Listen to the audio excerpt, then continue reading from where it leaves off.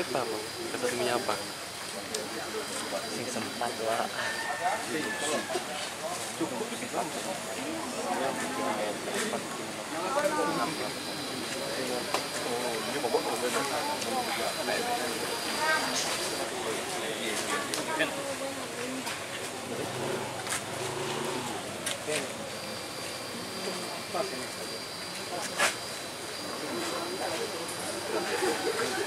Ada 15 tapi ada 15 luar.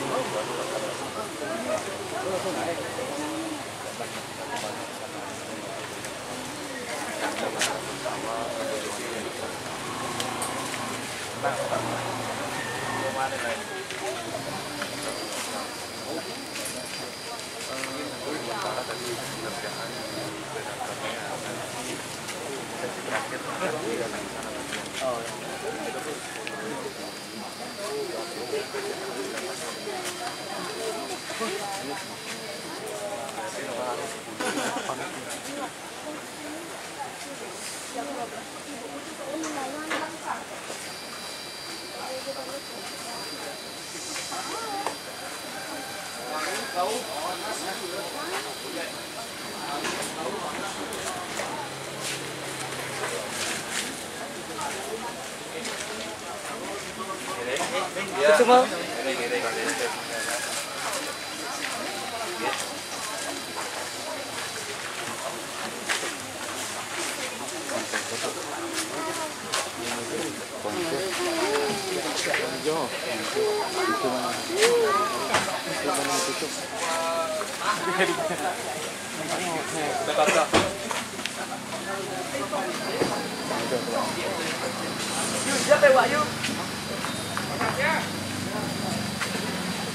Yang titik fokuskan Dewi Nilotama sebagai gambaran cinta atau kasih sayang dalam ceritanya yang mampu membuat para dewa dan raksasa dilanda kasemara atau dimabuk cinta yang rela mengorbankan apapun demi sang dewi.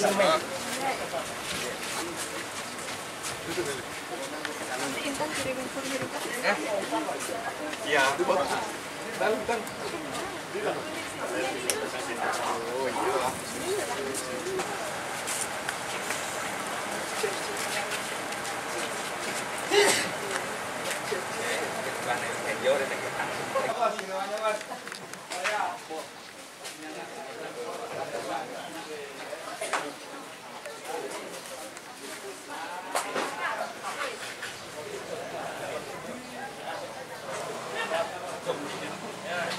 Mari pasang jalan. Antena. Bisa pasang antena. Baru pasang.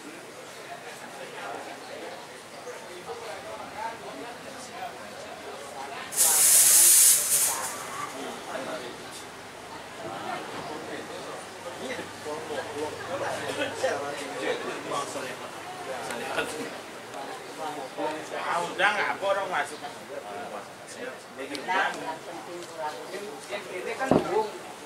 Ada masukan.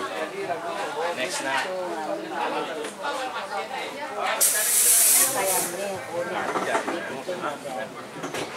Jadi katanya mobilnya mau lewat sini, boleh nggak? Boleh.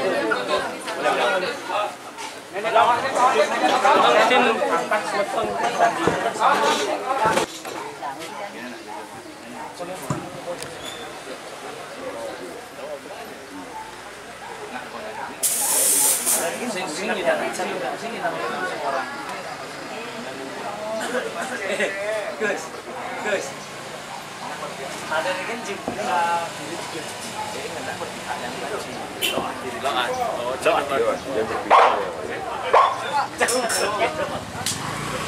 Jadi nanti pun gak di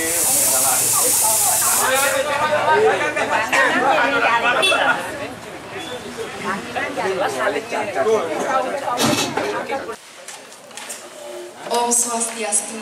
Selamat datang kepada para juri di Banjarlangwi atau STYPK. Kandepak buta. Setiap manusia yang lahir ke dunia ini memiliki saudara secara niskala, khususnya di dalam ajaran agama Hindu, disebut dengan catur sana atau kandepat. Kandepat terdiri dari dua kata, kande yang artinya teman, saudara, kewisesaan, dan tutur, dan pat berarti empat. Kandepat atau yang juga dikenal sebagai catur sana adalah empat saudara yang berwujud halus yang selalu mengiringi manusia sebagai pelindung, pemelihara, dan penolong secara langsung sang jabang bayi sejak dalam kandungan sampai lahir. Konsep ini yang kita tuangkan dalam kehidupan.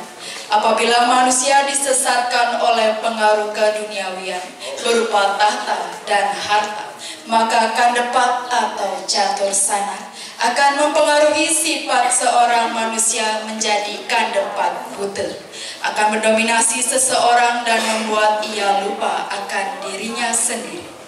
Penggambaran karya seni ogoh-ogoh ini merupakan momentum menyadari hakikat seorang manusia yang tidak boleh lupa akan dirinya sendiri. Dan kandepat yang telah menjadi bagian tak kasat mata secara niskala sebagai empat saudara niskala manusia yang dibawa sejak lahir, serta mengingatkan kita untuk tetap eling seiring dengan ketulusan dan kemurnian jiwa untuk menjadi insan manusia yang lebih baik.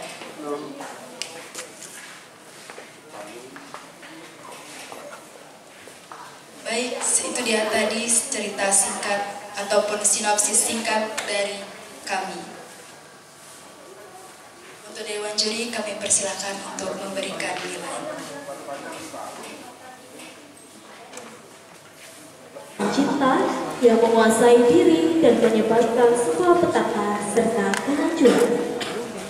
Apakah semua orang pernah merasakan cinta? Tentunya iya.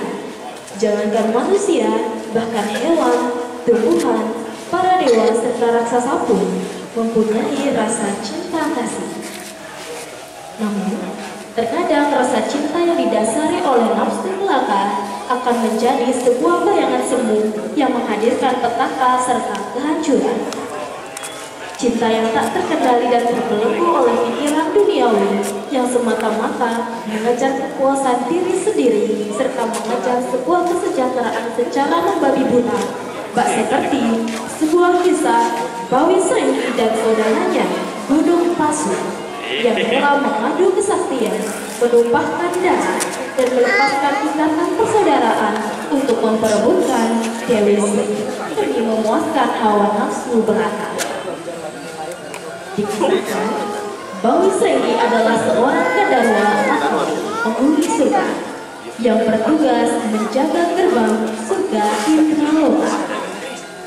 Ia memiliki saudara yang bernama Gunung Pasu. Mereka berdua sama-sama memiliki keinginan untuk mempersunting Dewi Sri.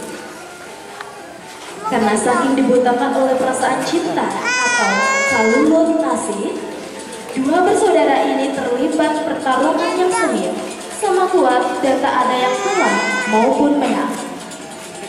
Lalu, datanglah Dewa Siwa yang mengatakan bahwa Dewi Sri telah turun ke bumi bersama kakaknya, Dewa Rambut Sedana, untuk mensejahterakan rakyat di bumi.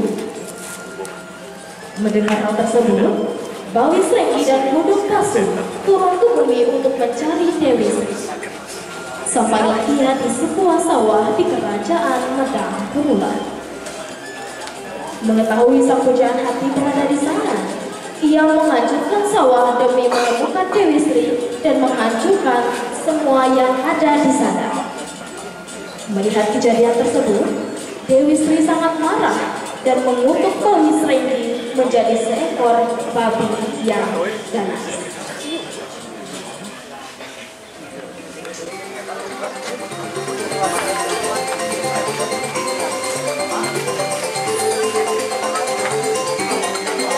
Om Swastiastu. Salam Sara. Implementasi perwujudan ogoh-ogoh samsara ini menceritakan bahwa setiap perbuatan yang kita lakukan di dunia ini, baik atau buruk, akan membuahkan hasil. Tidak ada perbuatan sekecil apapun yang luput dari hasil atau pahala. Langsung maupun tidak langsung, pahala itu pasti akan datang. Kita percaya bahwa perbuatan yang baik atau subha karma membawa hasil yang menyenangkan atau baik. Sebaliknya, perbuatan yang buruk atau asubha karma akan membawa hasil yang buruk atau tidak baik. Perbuatan-perbuatan buruk asubha karma akan menemukan kesengsaraan atau sebuah kutukan dari hasil setiap perbuatan yang dilakukan oleh manusia. Bila hasil perbuatan jahat itu sudah habis diderita, maka ia akan menjelma kembali ke dunia sebagai binatang atau manusia sengsara, neraka syuta. Seperti halnya ketika sang buta samsara ini murka pada saat ada seseorang manusia yang menyakiti atau membunuh hewan, utamanya anjing yang tidak digunakan untuk diupacarai, maka kelak kehidupan selanjutnya akan menerima kutukan dengan wujud badan manusia berkepala anjing. Kelahiran dan hidup ini sesungguhnya adalah sengsara sebagai hukuman yang diakibatkan oleh perbuatan atau karma di masa kelahiran yang lampau. Jangka pembebasan diri dari samsara tergantung pada perbuatan baik kita yang lampau, atita, yang akan datang, nagata, dan sekarang wartamana. Melihat fenomena penyiksaan terhadap binatang, khususnya anjing, yang sampai saat ini masih sering terjadi, kami tertarik untuk mengangkat ide konsep ogoh-ogoh samsara dengan tujuan untuk menanamkan rasa iba manusia terhadap makhluk, khususnya anjing, di mana sifat-sifat ini secara tidak langsung sudah sangat mencerminkan sifat buta kala yang sebenarnya. Om Santi Santi Santi Om.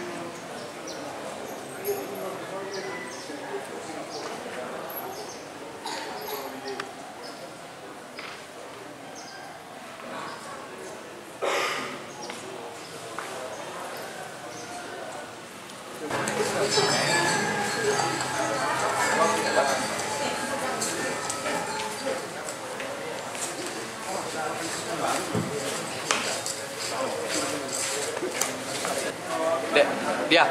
Izin. Mang. Bakasura. Dalam Mahabharata jilid pertama yaitu Adi Parwa Diceritakan bahwa Bakasura senang mengganggu penduduk Eka Cakra dan membunuh manusia tanpa pandang bulu. Untuk mengatasi keresahan penduduk desa, maka dibuatlah sebuah peraturan agar penduduk mengirimkan segerobak makanan serta seorang manusia ke hadapan raksasa Baka. Peraturan itu dilaksanakan secara bergilir dan dimaksudkan agar Baka tidak menyerang penduduk desa dengan semena-mena. Ketika para Pandawa beserta ibunya berdiam di Eka Cakra, mereka tidak mengetahui hal tersebut. Akhirnya Bima dan Dewi Kunti mengetahui tentang kebuasan raksasa Baka dari seorang Brahmana yang telah menyediakan mereka tempat tinggal. Atas perintah dari Dewi Kunti, Bima pergi untuk membawa segerobak makanan ke gua raksasa Baka dan berencana untuk membunuhnya. Mulanya rencana tersebut diragukan oleh Yudhistira. Tetapi setelah Dewi Kunti meyakinkan bahwa kekuatan Bima sangatlah dahsyat, Yudhistira mengizinkan Bima untuk pergi. Sesampainya di gua Bakasura, Bima menyantap makanan yang seharusnya dipersembahkan untuk Bakasura. Bakasura yang melihat kejadian tersebut menganggapnya sebagai suatu penghinaan, mengancam Bima dan mengajaknya untuk bertanding. Akhirnya pertempuran terjadi. Namun kehebatan Bima tidak sebanding dengan Bakasura. Bima meremukkan tubuh raksasa itu dengan lututnya, seperti mematahkan sebatang tebu. Bakasura berteriak lalu mati. Melihat Bakasura telah mati, raksasa-raksasa lain menghampiri Bima. Dengan ancaman yang ditujukan kepada raksasa-raksasa tersebut, Bima telah membuat mereka lari tunggang langgang dan tak pernah kembali lagi. Kemudian mayat Bakasura diseret sampai pintu gerbang Eka Cakra. Demikianlah sedikit cerita sinopsis tentang visualisasi ogoh-ogoh kami dengan tema Bakasura. Ide garapan ini berdasar kepada sejarah penindasan, mencakup berbagai bentuk penindasan seperti penindasan berdarah, ras, etnis, agama, gender, dan lainnya. Ini meliputi perbudakan, kolonialisme, apartheid, diskriminasi rasial, kekerasan politik, penindasan agama, dan diskriminasi gender. Meskipun banyak pergerakan perlawanan, penindasan masih ada di berbagai bagian dunia. Kesadaran akan sejarah ini penting untuk memahami dan mengatasi ketidakadilan di masa kini. Sekian yang dapat saya sampaikan. Untuk acara selanjutnya, waktu dan tempat kami persilahkan kepada Dewan Juri. Tersakiti atas kematian ayahnya, Maya Cakru ingin balas dendam, dan Maya Cakru berbekal ajian Sulambang Geni berangkat diiringi wahananya menuju ke Ayodhya. Ketika tiba, Maya Cakru pun langsung menyerang kerajaan Ayodhya.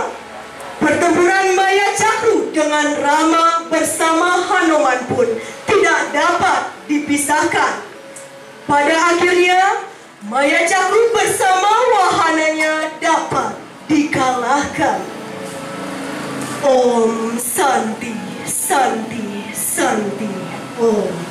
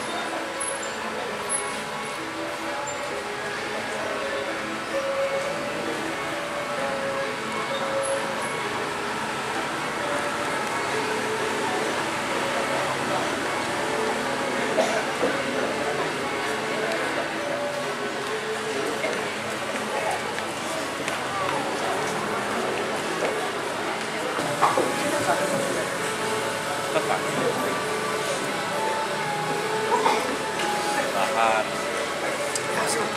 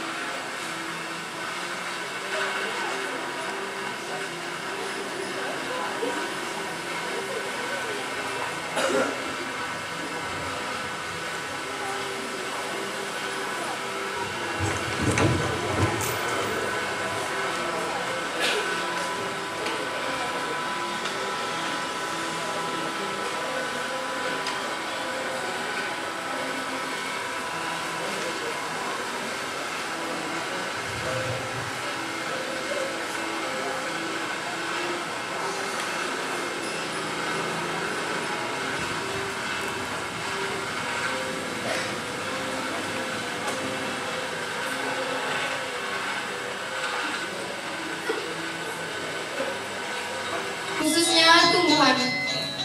Hal ini dilakukan dengan cara mengaturkan sesajen dan mempersembahkan bubur dari tepung beras kepada Dewa Sangkara sebagai simbol penghormatan keberadaan beliau di tumbuhan tersebut. Manusia akan memanjatkan doa dan harapan untuk kesuburan pepohonan. Dewa Sangkara merupakan dewa kesuburan dan dewa segala tumbuhan yang berkedudukan di arah barat laut atau Wayamil dengan simbol warna hijau dan aksara suci Si. Beliau dipercaya memiliki senjata bernama Angkus dengan wahananya seekor singa. Sakti dari Dewa Sangkara adalah Dewi Rodri dan memiliki urip satu. Dewa Sangkara juga menugaskan salah satu kala bernama Sang Hyang Kala Winema untuk menjaga tanaman dan menugaskan dan tumbuhan di alam semesta. Ia pun memberikan setengah kesaktiannya sebagai bekal di semesta jika ada manusia yang mengusir hutan beserta isinya. Sang Hyang Kala Winema berperawakan tinggi besar bagai pohon, menyeramkan dan berkepala singa. Ia juga bersayap lebar, membawa senjata Dewa Sangkara dan memiliki banyak tangan. Ia kerap bersemayam di hutan lindung atau di pohon besar yang diyakini angker. Ia juga diberikan kesaktian yang sangat luar biasa. Sang Hyang Kala Winema akan memaksa siapapun yang merusak alam, seperti menebang pohon secara liar, membakar hutan, eksploitasi hutan secara ilegal, dan lain-lain. Sang Hyang Kala Winema tak segan-segan memburu manusia yang tidak bertanggung jawab karena ulah manusia yang berani merusak hutan yang dijaganya.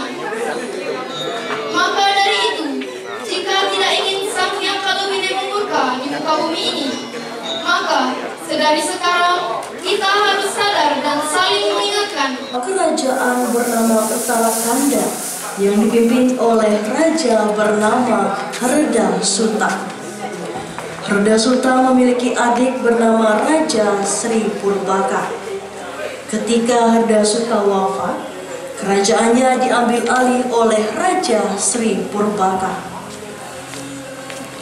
Sri Purbaka dengan perwujudannya memiliki wajah yang seram, bertaring panjang, memiliki 4 tangan dan memiliki sayap, merupakan raja yang memiliki sifat angkuh dan sombong, sehingga ia ingin mengambil alih kayangan Indra atau Indra Loka. Raja Sri Purbaka menuju kayangan Indra bersama rencang-rencangnya. Salah satunya adalah Wiradremba. Wiradremba merupakan salah satu rencang yang memiliki perwujudan berbadan besar, wajah yang menyeramkan, memiliki taring yang panjang dan mata yang melotot. Dalam perjalanan yang panjang menuju kayangan Indra, Raja Sri Purbaka bersama Wiradremba bertemu dengan Sang Arjuna yang sedang mengendarai kereta kudanya. Sang Arjuna sangat terkejut atas kedatangan Raja Sri Purbaka ke kayangan Indra.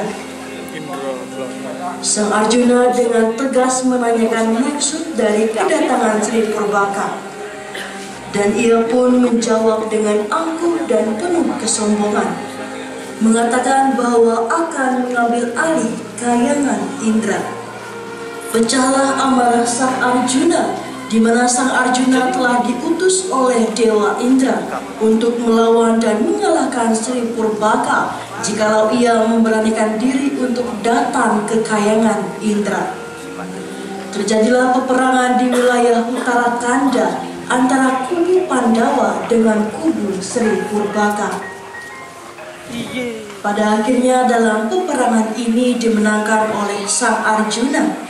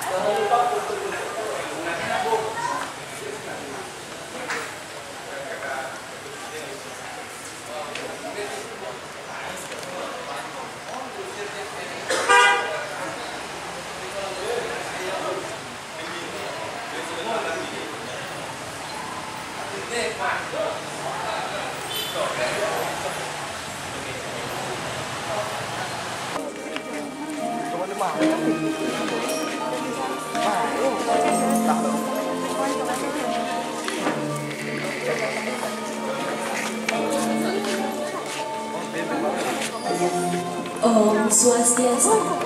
Selamat datang di Banjarujaya Kusuma Mengasana Sanggatruna Aruna Anindita. Para Dewan Juri yang kami hormati, izinkan saya untuk membacakan sinopsis yang berjudul Ki Pasung Trigis. Ki Pasung Trigis adalah seorang Mahapati Kerajaan Bali pada masa pemerintahan Sri Asta Suraratna Bumi Banten pada abad ke-14 Masehi di Bedahulu Bedulu Kianya. Ia adalah ahli strategi militer yang bertempat tinggal di desa Tengkulak dan juga merupakan keturunan dari Sri Masula Masuli. Ki Pasung Trigis sangat disegani pada masa pemerintahan Sri Asta Suraratna Bumi Banten. Dikenal sebagai sosok yang memiliki kecakapan, kejujuran, kesetiaan, dan juga kesaktian yang luar biasa. Setelah kematian Kebo Iwo akibat tipu muslihat Mahapati Gajah Mada, Ki Pasung Trigis memimpin perlawanan Kerajaan Bali melawan ekspedisi militer Majapahit di bawah pimpinan Mahapati Gajah Mada dan para Arya pada tahun 1343. Dalam perang yang berlangsung sengit itu, Panglima berpusaka keris Ki Padang Lembu ini pun akhirnya tertangkap. Ditahannya Ki Pasung Trigis dan juga tewasnya Kebo Iwo mengakibatkan kekuatan Kerajaan Bali melemah. Hingga akhirnya Kerajaan Bali takluk di bawah kekuasaan Majapahit.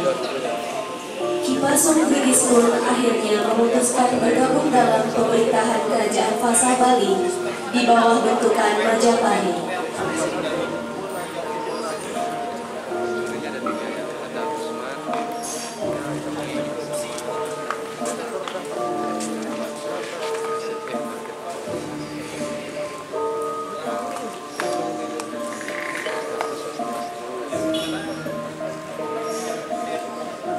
Belakangnya lah.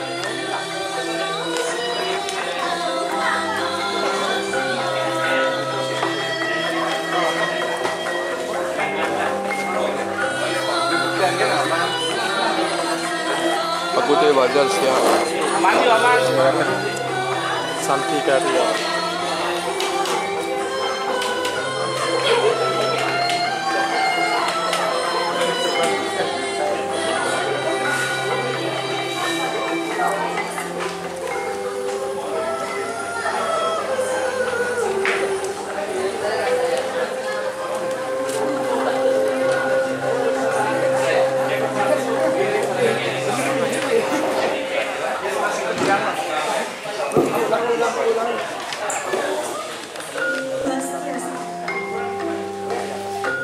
Raja Tanur dikisahkan pada tahun Cakra 160. Dewi Rohim mempunyai seorang putra yang bernama Dalam Sawang. Dalam Sawang sempat menjadi prabu seorang raja di Nusa Tenggara dan beliau seorang pemuja Bali. Diceritakan setelah hancurnya kapal Kirana, seorang pelaut sakti yang mampu mengecap pulau karena kesombongan. Sang Yang Baru murka dan menghancurkan kapal Kirana beserta prajuritnya yang berjumlah 1.500 prajurit. Kemudian Kirana berenang menuju Nusa Tenggara dan menetap di sana. Tapi lain hal dengan prajurit Kirana yang malah menyeberang ke Nusa Tenggara yang menggunakan puing-puing kapal yang hancur. Mengarah ke Nusa Gede yang dikuasai oleh raja yang bernama Prabu Ki Dalam. Sang Raja Prabu Ki Dalam Sawang marah dan murka karena melihat prajurit Kirenggang yang berjumlah 1.500 orang menetap di wilayah kekuasaannya. Maka dari itu Prabu Ki Dalam Sawang bertapa meminta penganugerahan kepada Pertarima dan mengutus seluruh prajurit Ki Renggau menjadi bom sangga yang berwujud menyeramkan, dan serpihan kayu kapal juga diketuk menjadi pohon kerang yang tumbuh di tapak buntut yang dinamakan pohon kayu. Seiring bertambahnya jumlah pasukan Ki Dalam Sawang membuat Prabu Ki Dalam Sawang menjadi lupa diri. Sifatnya yang berubah drastis menjadi seperti buta kawat, mempunyai sifat kanibalisme memakan daging manusia dan masyarakat desa. Prabu Ki Dalam Sawang juga menciptakan lumbung api bersama bala sangga, membuat malapetaka dan wabah penyakit di Nusantara. Satu persatu warga desa meninggal terkena luka. Bala Samar berkeliling desa mencari mayat-mayat warga desa lalu dipersembahkan kepada Prabu Ki Dalam Sawang. Maka dari itu Ki Dalam Sawang setiap hari mengadakan pesta bersama bala Samar memakan daging manusia. Selanjutnya masa perintah Ki Dalam Sawang yang sangat anarkis dan kejam, yang menganut sistem kanibalisme dan tidak memikirkan kesejahteraan masyarakat desa Nusantara. Warga desa menjadi resah selalu mengancam perang. Berita ini terdengar sampai ke Pulau Bali oleh Ida Dalam Sawang. Dalam Tohlan mempunyai seorang putra yang tercipta dari sehelai bunga atau padang tangsa, nama Ki Dalam. Baik, selamat siang kami ucapkan kepada tim Dewan Juri Penilaian Lomba Ogoh-Ogoh tingkat Sedesa dan Tungasan, panitia penyelenggara, warga Banjarpuro Tungasan, serta seluruh Seketruna Putra Mandala. Baik, tanpa berlama-lama, pada tahun ini, Cakre 1947, kami dari Seketruna Putra Mandala mengangkat tema atau judul, yaitu Harana Sasrabahu.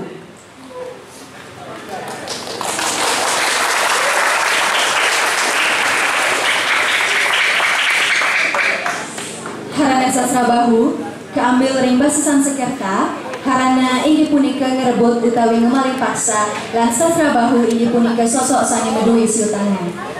Keceritayan ring kitab Mahabharata kaping 3 sani memurda wan parwa wenten raja legendaris sani mepesengan Harjuna Sasrabahu.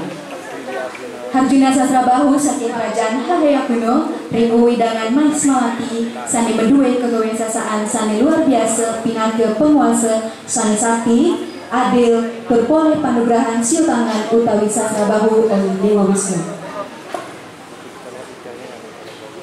Seketruna Putra Mandala metetujon nyeritayang indik sapunapi sang Harjuna Sasrabahu metungkasan saran sang Parasrama duaning sang Parasrama nenten cumpu sawire Harjuna Sasrabahu antuk kekuatan tangan siung nyane sangka visualisasian antuk roras tangan makde senjata lan kekuasaan nyane memaksa memaling utawi merebut sampi suci Kamadenu ring pertapaan Resi Jamakdani sani megenah ring tukak narmada. Sang Resi Tengkayun nanging Harjuna Sasrabahu kantun ngambil antuk paksa. Parasrama okan ide sang Resi nenten meneng raris wenten payudan ring Mahismati. Penguput nyane antuk kapak sakti nyane Parasrama ngemademang Harjuna Sasrabahu keur merusak wangsa Hahaya pinangke wentuk nanda. Sujati nyane sombong keur nyalahgunayang kekuasaan pacang ngawinan kerusakan. Keadilan tur dharma serta temenang ring penguput. Sekadi sandi kecina yang melarapan antuk danda Parasrama majeng ring Harjuna Sasrabahu sani ngerebut paksa Kamadenu.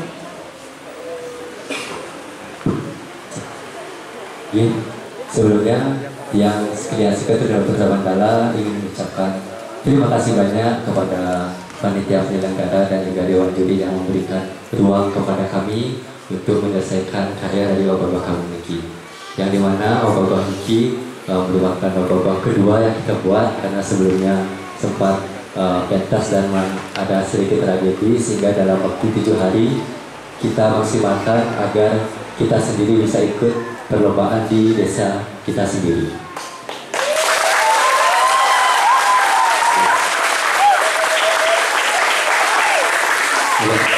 Tema yang kita angkat yaitu Harana Sasrabahu, yang dimana dalam memvisualisasikan karya ini kami menggambarkan dengan 2 karakter. Yang pertama yaitu Parasurama yang berada di sisi bawah, dan juga karakter utama dari ogoh-ogoh kami ini yaitu Arjuna Sasrabahu, yang dimana Arjuna Sasrabahu ini diceritakan memiliki 1000 tangan yang kami gambarkan dengan 12 tangan.